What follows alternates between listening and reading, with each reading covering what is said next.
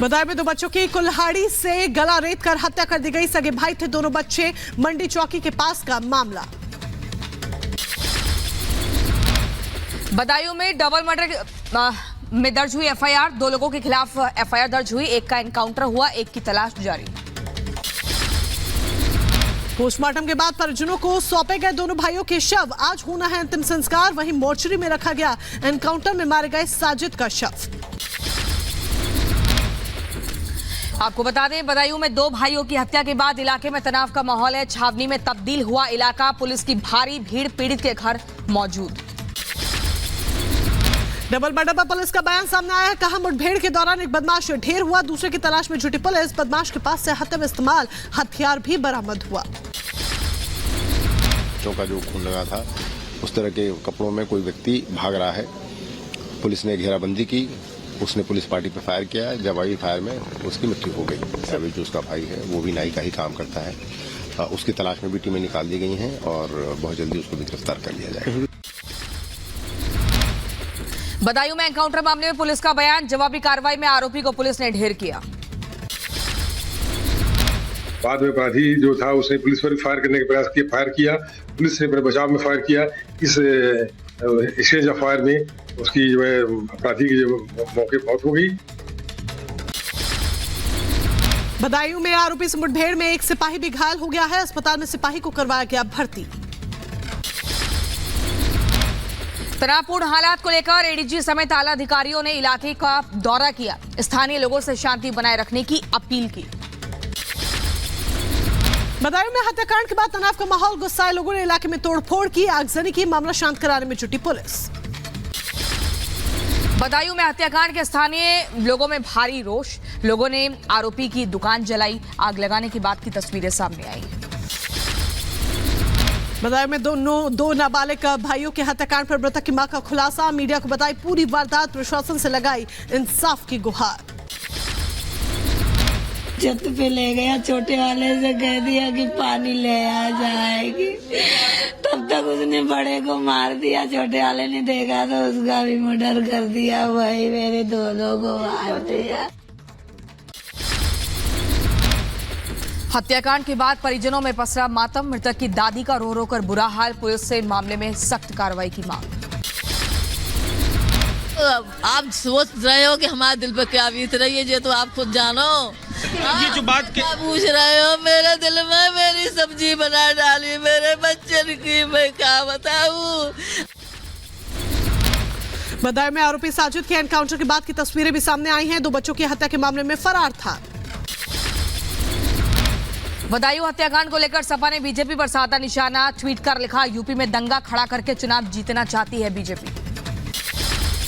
महाराष्ट्र के ठाणे में शिवसेना एकनाथ शिंदे गुट के नेताओं ने बैठक की है। सीएम एकनाथ शिंदे ने की बैठक की अध्यक्षता। कई महत्वपूर्ण मुद्दों पर चर्चा हुई।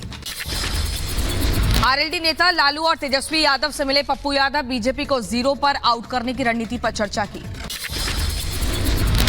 लोकसभा चुनाव को लेकर बीजेपी प्रत्याशी निरहुआ ने खोज ली सपा के एमवाई फैक्टर की काट। इफ्तार पार्टी में शामिल होने के बाद निरहुआ को मुबारकपुर में मिला लोगों का समर्थन। गृह मंत्री अमित शाह, जेपी नड्डा की मौजूदगी में केरल, आंध्र प्रदेश, ओडिशा, कर्नाटक की सीटों पर चर्चा हुई। बैठक में ओडिशा और सिक्किम में गठबंधन को लेकर भी मंथन। उधर महाराष्ट्र एनडीए की आज हो सकती है एक बड़ी बैठक। बैठक के बाद सीट शेयरिंग पर जल्द साफ हो सकती है तस्वीर। एनडीए की बैठक के बाद सीएम एकनाथ शिंदे ने भी अपने विधायकों और नेताओं की बुलाई बैठक। 21 मार्च को शिंदे गुट के नेता करेंगे बैठक। लोकसभा के पहले चरण के चुनाव की अधिसूचना आज होनी है जारी। पहले चरण में 102 सीटों पर डाले जाने हैं वोट। यूपी लोकसभा के पहले चरण के लिए आज से शुरू होगा नामांकन। प्रदेश की 8 सीटों पर 19 अप्रैल को होनी है वोटिंग। लोकसभा चुनावों को लेकर कांग्रेस ने तीसरी सूची के नामों पर लगाई मोहर। 11 राज्यों के 80 सीटों के उम्मीदवारों पर हुआ मंथन। आजमगढ़ से समाजवादी पार्टी के प्रत्याशी ने किया जीत का दावा। कहा, पिछली बार निरहुआ की जीत का मार्जिन बहुत कम था, इस बार हार का मार्जिन ज्यादा रहेगा। मुझे उम्मीद है कि न केवल इस गैप को भरेंगे बल्कि आजमगढ़ के लोगों के आशीर्वाद और समर्थन से ऐतिहासिक जीत होगी। महुआ मोइत्रा को लेकर निशिकांत दुबे का बड़ा दावा सामने आया है। मेरी शिकायत को सही मानते हुए दिए गए सीबीआई जांच के आदेश, उन्होंने कहा। चुनाव में राजनीतिक दलों द्वारा मुफ्त सुविधाओं पर रोक वाली याचिका पर आज अहम सुनवाई सुप्रीम कोर्ट करेगा। मामले की सुनवाई आम आदमी पार्टी ने याचिका का विरोध किया था। देश की छवि और विश्वसनीयता को नुकसान पहुंचाने को लेकर आज दिल्ली हाईकोर्ट में सुनवाई होनी है। राहुल गांधी, केजरीवाल और अखिलेश यादव के खिलाफ झूठ फैलाने और भ्रम फैलाने को लेकर याचिका पर सुनवाई होगी। लोकसभा चुनावों से पहले तेज हुई सियासत। सीएम हेमंत बिस्वा शर्मा की वार पर कांग्रेस नेता अधीर रंजन चौधरी ने पलटवार किया। दिल्ली के भारत मंडपम में स्टार्टअप महाकुंभ का आगाज। पीएम मोदी ने सोशल मीडिया पर स्टार्टअप महाकुंभ का जिक्र किया। 21 मार्च से 2 दिवसीय भूटान दौरे पर जाएंगे पीएम मोदी। पीएम के दौरे को लेकर तैयारियों में जुटा भूटान, तस्वीरें सामने आई। बेंगलुरु में जेडीएस ने कांग्रेस पर लगाया बड़ा आरोप। बेंगलुरु ग्रामीण लोकसभा क्षेत्र में कांग्रेस पर साड़ियां बांटने का आरोप। सपा सांसद डिंपल यादव का बीजेपी को लेकर बयान। बोली, सिर्फ लोगों को भटकाने का काम किया जा रहा है। यूपी में बढ़ रहा है अपराध। मुद्दों से भटकाने वाली राजनीति हो रही है। आज उत्तर प्रदेश में महिलाओं की क्या हालत है हम सभी जानते हैं। रोज 6 महिलाओं के साथ रेप हो रहा है, शारीरिक उत्पीड़न हो रहा है, रोज हत्याएं हो रही है। उत्तर प्रदेश के अंबेडकर नगर में आगामी त्योहारों और लोकसभा चुनावों को लेकर प्रशासन सतर्क है। पुलिसकर्मियों ने लोगों से इलाके में शांति बनाए रखने की अपील की। बारामूला में मतदाता जागरूकता कार्यक्रम का आयोजन। लोगों को वोटों के प्रति जागरूक किया गया। बताई गई वोट की ताकत। लोकसभा चुनाव को लेकर उधमपुर में विशेष तैयारी। जिला प्रशासन पूरी निष्ठा से अपनी जिम्मेदारी निभा रहा। उधमपुर में मतदान को बढ़ावा देने के लिए अभियान की शुरुआत। प्रशासनिक अधिकारियों ने लोगों से अपने मतों का इस्तेमाल करने की अपील की। देहरादून में लोकसभा चुनाव को लेकर विशेष तैयारियां शुरू हुई। पुलिस ने अर्धसैनिक बलों के साथ निकाला फ्लैग मार्च।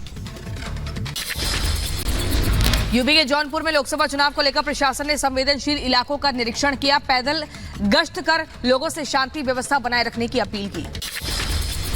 उत्तर प्रदेश के बहराइच में एसपी ने बीएसएफ जवानों के साथ रूट मार्च किया है। यूपी के मुजफ्फरनगर में एसएसपी ने नामांकन स्थल का निरीक्षण किया। जिले में आज से शुरू होगी नामांकन प्रक्रिया। बैरिकेडिंग को लेकर सुरक्षा के अहम निर्देश दिए। सिद्धू मूसेवाला के पिता ने पंजाब सरकार पर परेशान करने का आरोप लगाया। कहा, बच्चे के जन्म के बाद से नियम के नाम पर किया जा रहा परेशान। 2010 दंगे का मास्टरमाइंड तौकीर रजा फरार। दूसरे राज्यों में भी पुलिस की छापेमारी जारी। पुलिस ने घर पर चस्पा किया वारंट। लखीमपुर खीरी में अजय मिश्र टेनी ने अपने संसदीय चुनाव कार्यालय का उद्घाटन किया है। कार्यक्रम के दौरान बीजेपी के वरिष्ठ नेता कार्यकर्ता मौजूद रहे। यूपी के मुरादाबाद जिले का नाम बदलने को लेकर पंडित धीरेन्द्र शास्त्री ने मांग की और कहा, मुरादाबाद का नाम माधव नगर होना चाहिए।